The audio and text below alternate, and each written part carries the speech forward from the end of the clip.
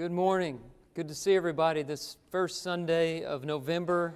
It's a special day, as we've mentioned already. We have our Walk for Water here in Leeds this afternoon. Great effort building wells for clean drinking water in third world countries that have trouble getting good water to drink. So glad to be a part of that effort, and if you can be there, we hope that you'll be able to come this afternoon at 2 o'clock at Leeds Memorial Park.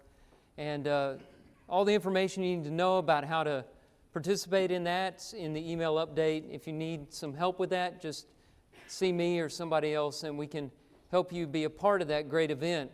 If you're visiting with us today, we're really glad that you're here. You can help us out a little bit by following the instructions on the screen behind me and giving us a record of your presence here. We hope that today will be a very encouraging day for you, uplifting, and if you have any questions, we'd love to answer them and help you with whatever you need.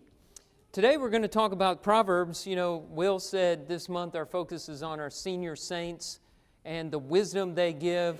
It's a major part of who we are and how we fit together. And the book of Proverbs is full of wisdom, hard-fought wisdom that you don't just get easily. This is inspired wisdom in the Word of God, and it teaches us how to live well and to please God. But sometimes that wisdom seems to conflict, and so this morning's lesson is called Dueling Proverbs. And to give you an example of one, Thanksgiving is coming up. There's a story about a family that was getting ready for Thanksgiving, and there were too many people in the kitchen. So the grandmother, who's kind of in charge of preparing the meals, she said, "Too many cooks spoil the broth." And everybody scattered. You know, they got out of her way. She finished preparing the meal, brought it out to the table. They all sat down, had their Thanksgiving meal. And then when it was done, she started cleaning up the table. And then she said, "Many hands make light work." And so everybody got involved and helped her clean the table up. And they got everything cleaned up pretty quickly. So one time she said, "Many cooks spoil the broth." And the next time she says, "Many hands make light work." Was she contradicting herself? Well, no, what had happened is the situation changed, calling for different guidance. That's an example of dueling proverbs. Proverbs are wise sayings, pithy sayings that on their own seem to contradict one another, but when they're held together side by side, they say more together than they say apart. Today's text is a dueling proverb. Proverbs 26, 4 and 5. "Answer not a fool according to his folly, lest you be like him yourself. Answer a fool according to his folly, lest he be wise in his own eyes." Is that a contradiction? Well, I think the wise man, Solomon, who wrote these, was aware that there's an apparent contradiction there between verses 4 and 5. They're right there together in the book. He's smarter than any of us, and he would have seen it before we did. The apparent contradiction has to be intentional. And what he's doing here is something very clever. Sometimes truth cannot just be stated in simple words. When you put these dueling proverbs together, there is a deeper truth held in the tension between the proverbs. And that's what we're driving at this morning. We want to look at 3 categories of dueling proverbs to look for that deeper truth to help us know how to live God's way in our lives. So here's the first category. We're going to call the first category the no-win situation. And our text, Proverbs 26, 4 and 5, is an example of that. I have 2 examples in this category. The first one's in Proverbs 26, 4 and 5. Here's verse 4. Here's the first proverb in this set. "Answer not a fool according to his folly, lest you be like him yourself." Now, in the book of Proverbs, this fool comes up over and over again. The fool is someone who hates knowledge, Proverbs chapter 1, verse 22. He lacks understanding, takes no pleasure in understanding, Proverbs 18, verse 2. And he's a disgrace, Proverbs chapter 3, verse 35. So the fool is not somebody you want to be around, not someone you want to be associated with. Fools, according to this proverb, are like pigs. If you get involved with them, you can't help but getting a little filth on yourself. If you engage a fool, according to this proverb, you're going to start looking like a fool. So be very careful when you encounter one. We have trouble with this on social media. I'm talking about that a lot today. I always talk about it. It's a big problem in our society today. But you see somebody say something very foolish, and your instinct is to engage that person, which is exactly what they want. They want the likes. They want the comments. Sometimes it's profitable if they have some paid ad or some kind of ad scheme going on. And what happens when you engage that person is you get involved in a meaningless back and forth that starts to make you look foolish. And this is a truth we know. Jesus understood this when his enemies tried to pull him into conflicts just to discredit him. On one occasion in Matthew chapter 21, they went to him trying to test him, and they said, "The baptism of John, is it from heaven?" No, that was his question. They said, "By what authority do you do these things?" And Jesus said, "I'll ask you a question. If you answer my question, I'll answer yours." And so he said, "The baptism of John, is it from heaven or from men?" Well, they didn't want to say from heaven because then the people would be backing up John, and they had said that Jesus was not the real person and John had been supporting him. But if they said it's from man, well, then they feared the people because the crowd believed John was a prophet. So they didn't want to answer his question. He said, "Then I won't answer your question." What was he doing? He wasn't getting involved with fools. He knew that if he did, he would start looking just like them. On the other hand, though, in the very next verse we have this. The first one said, "Answer not a fool." Verse 5 says, "Answer a fool." Answer a fool according to his folly, lest he be wise in his own eyes. The problem is, when you let a fool spew his ignorance and you let him go unchecked, people start believing him and he gets puffed up with pride.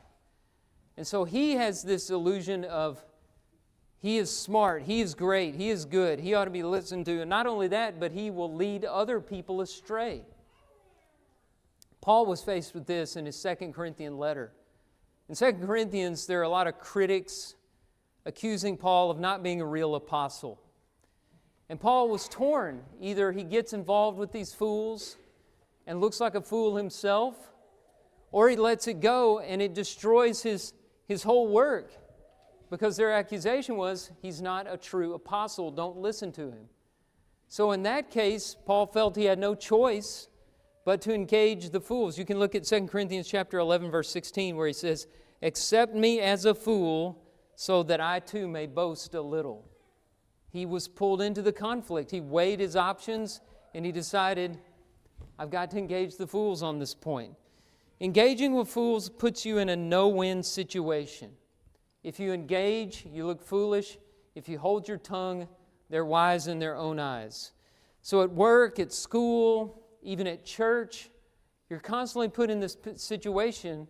Do I answer the fool, or do I hold my tongue? It's a no-win situation. But at least you know what's at stake. It's your pride or the fool's. And the way that you navigate this each time is really the way you make decisions in all of life. How do I do this to the glory of God? Whatever you do in word or deed, do all to the glory of God. 1 Corinthians chapter 10, verse 31. Let's look at a second example in this first category of the no-win situation. And this has to do with hatred. Now look at it. Proverbs chapter 10, verse 18. "The one who conceals hatred has lying lips, and whoever utters slander is a fool." So we're having the foolishness come up again.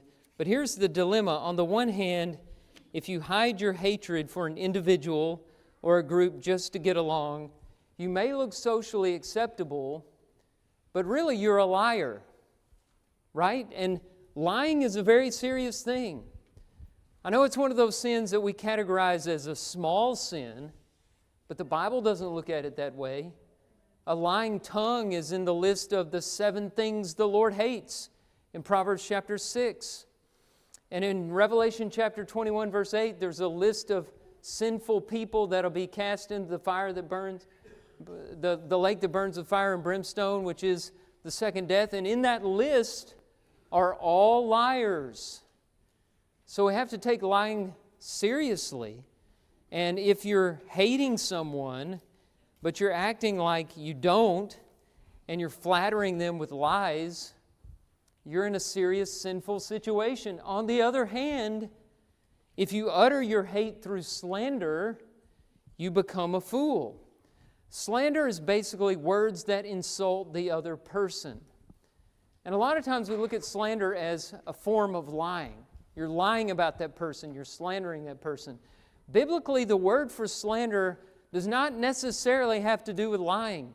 You can slander somebody while telling the truth about them.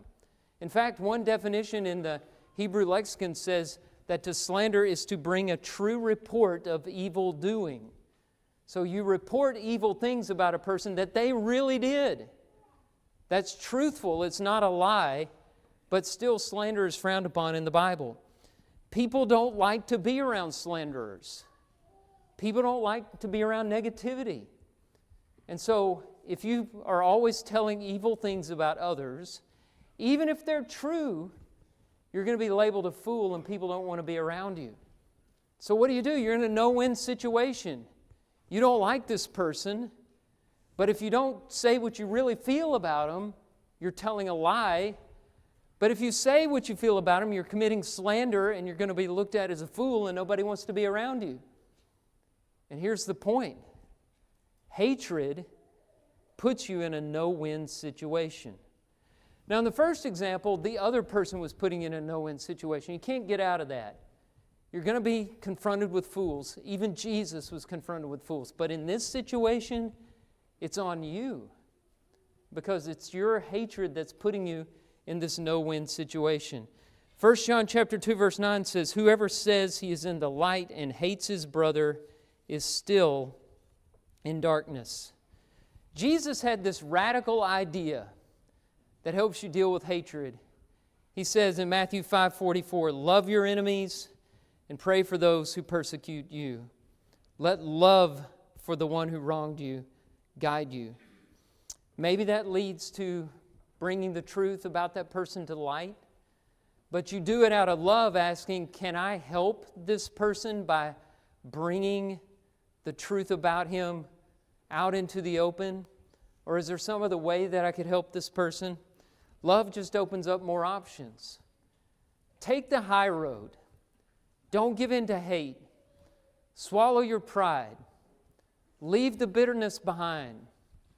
Learn to forgive.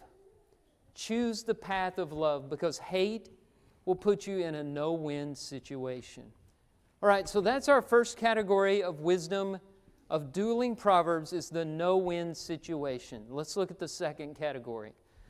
The second category is the best bad choice. And we're not always given a choice between what's good and what's bad. That's not what real life is like. And the book of Proverbs is about real life. Real life is often about having two bad choices and you're trying to find what the lesser evil is. I've never seen the movie, but I've heard about Sophie's Choice. Have you ever heard somebody say that? Boy, he's got a Sophie's Choice in front of him. I never saw the movie, so I had to look it up. But Sophie's Choice is a movie set in World War II, and Meryl Streep is in a concentration camp. And she's given a choice between choosing one of her children. She has two children in the camp with her. She can either choose one of them to live while the other one is gassed, or they both die. So even not making the choice has terrible consequences. So what does she do? Choose for one to live and deal with the guilt the rest of her life for the one that had to die? Or go through the rest of her life bereft of her children? There's no good choice there. Now, I hope that we're not getting into anything that severe. But in life, we have these two bad choices. And we're asked to choose between one or the other and which is the best bad choice. So this brings us to our dueling proverbs. Here's bad choice number 1 in Proverbs 26, verse 17. "Whoever meddles in a quarrel not his own is like one who takes a passing dog by the ears." It's similar to some of our own proverbs, like let sleeping dogs lie, or don't poke the bear. You know what that means. Don't get involved in something that's none of your business because you're going to bring trouble on yourself, unnecessary trouble. By the way, dogs back then weren't the nice little puppy dogs that we keep in our houses. A dog in the Bible is a scavenger, a rough, wild animal that you don't want to tangle with. So you wouldn't go to, a wild dog and grab it by the ears unless you just had some really good reason for doing it. He says getting involved in other people's business is like taking a wild dog by the ears. And some people, they really like that. They really like drama in their lives. If they can find something to get in the middle of, they're going to get in the middle of it. And the more chaos around them, the better. And they're bored without it. But oftentimes when they do it, they're like, why is my life so chaotic? Why are things so hard? It's your fault. You're getting involved in things that are none of your business. So we know the wisdom here in Proverbs 26, verse 17, but there's a catch. It's a best bad choice situation, because look at bad choice number 2. This is Proverbs 24, verses 11 and 12. Rescue those who are being taken away to death. Hold back those who are stumbling to the slaughter. If you say, behold, we did not know this, or this is none of my business, does not he who weighs the heart perceive it? Does not he who keeps watch over your soul know it, and will he not repay man according to his work? So what if you know that somebody is headed down the path to slaughter, as the proverb says, stumbling to slaughter? This proverb says God is watching you, watching over that person's soul.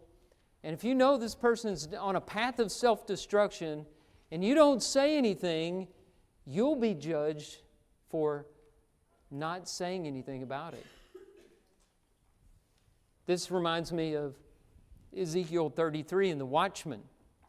Ezekiel 33 verse 7 says, You, son of man, I have made a watchman for the house of Israel. Whenever you hear a word from my mouth, you shall give them warning from me. If I say to the wicked, O wicked one, you shall surely die, and you do not speak to warn the wicked to turn from his way, that wicked person shall die in his iniquity, but his blood I will require at your hand. But if you warn the wicked to turn from his way, and he does not turn from his way, that person shall die in his iniquity, but you will have delivered your soul. So here he's saying, you see somebody doing something they shouldn't do, and you don't say anything, not only is that person's soul in jeopardy, but you've now put your own soul in jeopardy. What do? You have a best bad choice situation. Do I correct somebody and risk bringing trouble into my life? Or do I just pass by on the other side, say, it's none of my business? Well, there's a few questions that will help you make the best bad choice. I've put them all up here on the screen. And if you find yourself wondering, should I interfere, ask these questions. They may help you decide which is the best bad choice. Get involved or mind my own business. Number 1, is this person's decision any of my business? Now, Jesus gives this step-by-step formula in Matthew 18 for dealing with somebody in sin. And the first step is, those of you who were the one wronged in the situation, those of you who have been hurt, you are the person to take the sinner aside in private before you make this a public affair and make this anybody else's business. If they don't listen, then maybe take along 2 or 3 witnesses and tell it to the church. But first, the offended person needs to go to the other in private. So is this affecting me? Is this any of my business? Am I the one who's been wronged? Or am I getting involved in somebody else's wrong? Paul says in Galatians 6:1 that you might need to get involved even if it's somebody else's business, but he says, only those who are spiritual. Now, what does he mean by that? He means it's none of your business if you've got a lot of stuff that you're working on in your life. You know, we all have seasons where we're doing well spiritually and seasons where we're not. And if your life is a wreck and you're struggling with some sin and you can't get control over your own life, that's a bad time for you to start trying to police somebody else's life. You who are spiritual, Paul says, restore such a one, keeping watch on your own selves. This is the kind of person, a person who knows, I have my own imperfections. I could fall away too, lest you too be tempted, he says. Another question to ask on this first one is, do I have any influence with this person? How's that person going to react to me? Do I have the right to go and confront this person's sin? So, number one, is this person's decision any of my business? Number two, is his behavior endangering his soul? I mean, is this a matter of faith? We talked about this in class, or is it a matter of opinion? Is it really a problem, or do you just not like it? Are we talking about a pet peeve here? You don't need to get involved in that. There's no reason to disrupt things. Number three, am I reacting to something that's a matter of opinion? Number four, has the other person already received fair warning? What did Jesus say in Matthew 7:6? Do not cast your pearls before the swine. Some people have been told over and over and over again, they've been warned, and there's nothing that's going to change their mind. There's a point of no return there. Or something else, the Lord's going to have to intervene. Or maybe nothing will ever change. Are you neglecting other people who would actually benefit from your influence because you are so fixated on this one thing? Has the person already received fair warning? Am I casting my pearls before the swine? So, think about these things when you're making one of those best bad choices about interfering in something that concerns another person. Last category. This last category is the big picture. Sometimes you have to look at two seemingly contradictory propositions to see the whole truth. And there are two examples of dueling proverbs in this third category. The first one has to do with wealth. So, some proverbs suggest that wealth is a sign of strength. Here's one in Proverbs chapter 10, verse 15. A rich man's wealth is his strong city. The poverty of the poor is their ruin. But then you come to Proverbs 18, verse 11, and he walks a little bit away from that first proposition. He says, a rich man's wealth is his strong city. But then he says, and like a high wall in his imagination. So maybe here he's just thinking it's his strength, but it's all in his imagination. He's not really as strong as he thinks he is. And then we go from that to Proverbs chapter 23, verses 4 and 5, which stress the fleeting nature of wealth. Do not toil to acquire wealth. Be discerning enough to desist.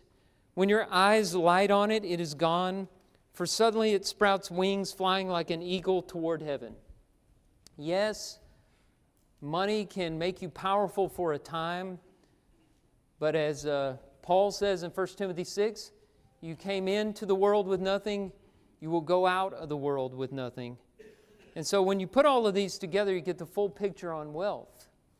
It can make you strong on occasion, in certain scenarios. However, don't depend on it so much that you think you're going to be able to take it with you. Know the fleeting nature of wealth. It's what Jesus said in Matthew 6, 19 through 21. Do not lay up for yourselves treasures on earth where moth and rust destroy and where thieves break through and steal, but lay up for yourselves treasures in heaven where neither moth nor rust corrupts and where thieves do not break through and steal. For where your treasure is, there will your heart be also. In the New Testament, we learn the true purpose for wealth is to glorify God. 1 Timothy chapter 6, 17 and following says, As for the rich in this present age, charge them not to be haughty, nor to set their hopes on the uncertainty of riches, but on God, who richly provides us with everything to enjoy.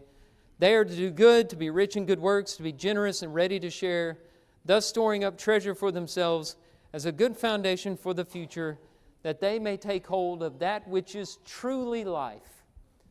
Money is just a tool. Use it for the glory of God. That's the first example of the big picture. You don't get the whole thing when you just see that money can make you strong. You also need to know money can make you strong on occasion, but you're not going to be able to take it with you. It's not what life is all about. Here's the second example. The second example has to do with making future plans. Some proverbs stress the importance of making plans and seeking the input of others. For example, Proverbs chapter 15, verse 22, without counsel, plans fail, but with many advisors, they succeed. So if you're leading an organization, if you're an elder or deacon, it's good to get in the room with other people and get some input. It's good to go out into your congregation and ask people how they think things should go, how they feel about the work. If they have any ideas of things we should be doing, things we should stop doing. It doesn't necessarily mean that you do everything that's suggested to you, but a good leader is going to listen to counsel. Proverbs chapter 20, verse 18 says, plans are established by counsel, by wise guidance wage war. So there are several proverbs. Those are just two examples that tell you make plans. A wise person is going to listen to counsel. Human input is important. But there's another set that suggests our plans don't matter because ultimately God's will determines the course of our lives. And here's a couple of examples there. Proverbs 19:21. Many are the plans in the mind of a man, but it is the purpose of the Lord that will stand. And then look at Proverbs 21, verse 1. The king's heart is a stream of water in the hand of the Lord. He turns it wherever He will. It's here, between these dueling proverbs, that on the one hand say, make plans, it's wise to listen to other people's input, seek counsel. On the other hand, your plans don't matter, God's will prevail. It's between there where we're introduced to the mysterious providence of God. In the providence of God, somehow He can take our good plans and shape them according to His will. He can take our bad plans, even our evil intentions, and somehow work out His will through them anyway. The best example I can think of that is in Acts chapter 2, verse 23, when Peter's talking about the crucifixion, and he says, this Jesus, delivered up according to the definite plan and foreknowledge of God, you crucified and killed by the hands of lawless men. Which is it? Did they make the plans and crucify Jesus? Yes. Was this according to the predetermined plan of God? Yes. Who did it? God used the evil plans for His good purposes.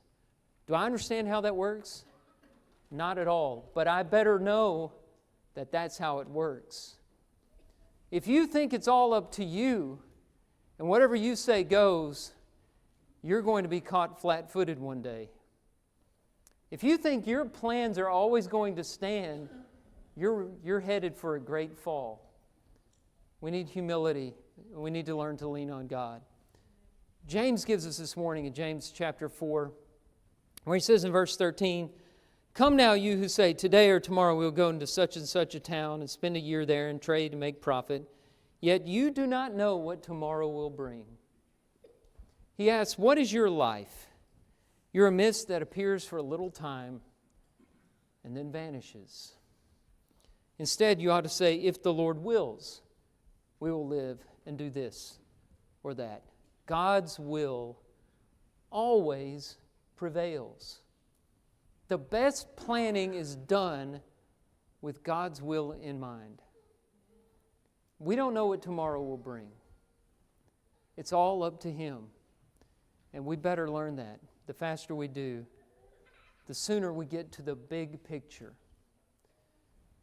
So what are your plans for the rest of your life? Have you made them according to the will of God? Or are you still thinking that you're in charge of everything? That you have the reins in your hand, that you're in control? Listen, these three categories, I want you to look at them. They summarize God's plan for you. Number one, the no-win situation. Your sins have put you in a no-win situation. And that no-win situation has led to a bad choice.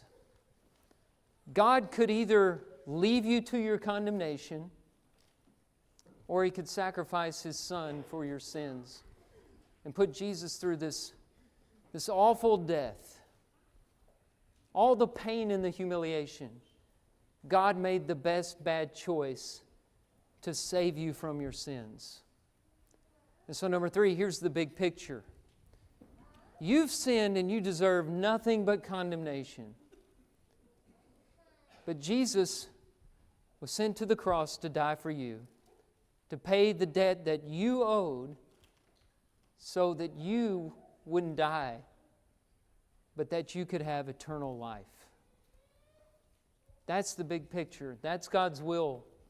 Are you living in accordance with that will? Or do you need some help today? Do you need to learn how to live according to God's righteousness?